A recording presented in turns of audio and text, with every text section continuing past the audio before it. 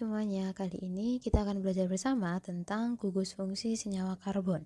Pada soal kali ini di sini telah diketahui suatu puzzle. Jadi ada banyak huruf ini. Kemudian dari puzzle itu ditanyakan, carilah 15 istilah yang berkaitan dengan bab ini serta berikanlah penjelasan pada masing-masing istilah tersebut. Nah, mari kita kerjakan bersama-sama. Untuk menjawab pertanyaan ini di langkah pertama, jadi ini langkah 1, kita mencari dulu atau kita menentukan 15 istilah yang berhubungan tentang senyawa atau gugus fungsi senyawa karbon gitu. Kalau kita lihat dari puzzle-nya tadi, dari sini kita bisa mencari 15 istilah, bisa mendatar, menurun, menyamping, dan sebaliknya seperti itu. Jadi kalau kita lihat dari sini, pertama di sini ada kata karbon di barisan pertama. Jadi ini karbon. Kemudian yang bagian menurun ada di sini substitusi. Setelah itu ada juga di sebelah sini alkil. Yang bagian mendatar dari kanan ke kiri, ini ada kata-kata adisi.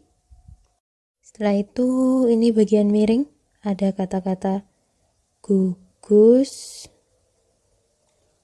Ini fungsi, seperti ini. Setelah itu ada istilah ini, miring juga, ada keton. Kemudian yang mendatar di bagian atas ada isomer. Selain itu,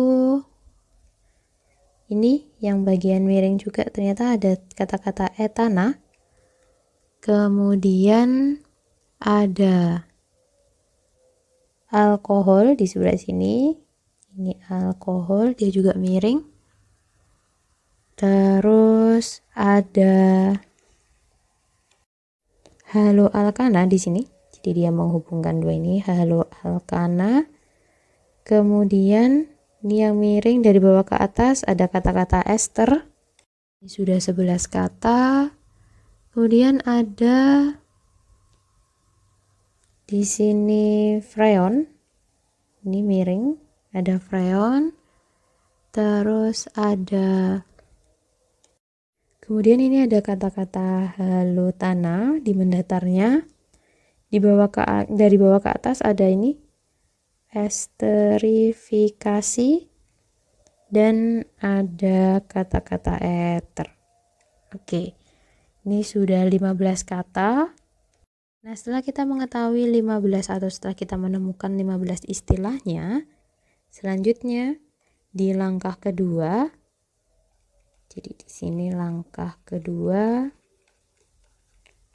baru kita menjelaskan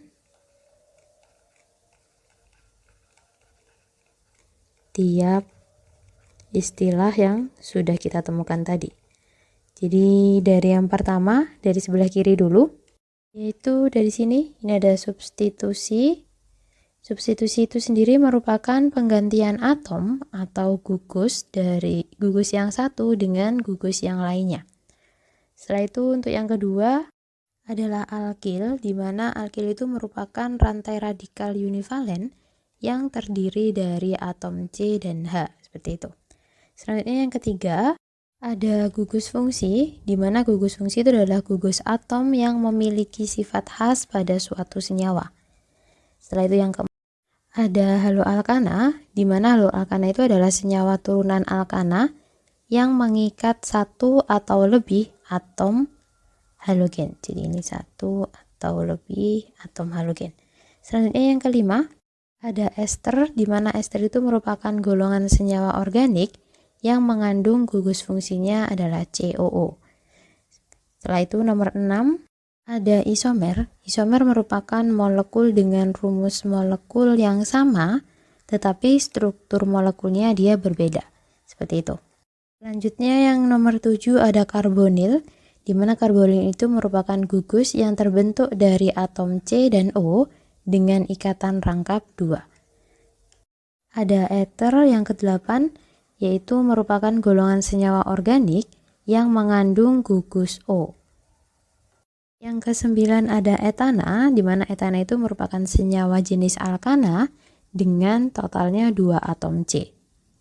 Yang ke-10 ada alkohol, di mana alkohol itu merupakan golongan senyawa organik yang mengandung gugus OH.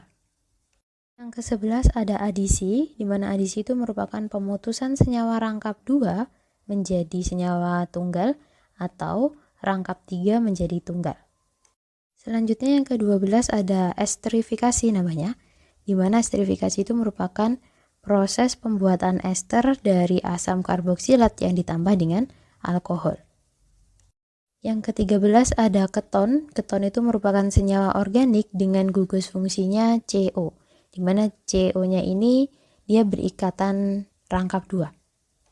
Yang ke-14 ada freon, di mana freon itu merupakan contoh senyawa haloalkana yang dia biasanya itu digunakan sebagai pendingin ruangan gitu, bisa di AC dan lain sebagainya. Yang terakhir di nomor 15 ada halotana, di mana halotana itu merupakan senyawa karbon dari golongan haloalkana dengan rumus molekulnya itu C2HBrClF3. Biasanya dia digunakan sebagai obat anestesi. Nah, itulah tadi beberapa atau 15 istilah tentang gugus fungsi senyawa karbon dan penjelasannya. Semoga bisa membantu. Terima kasih.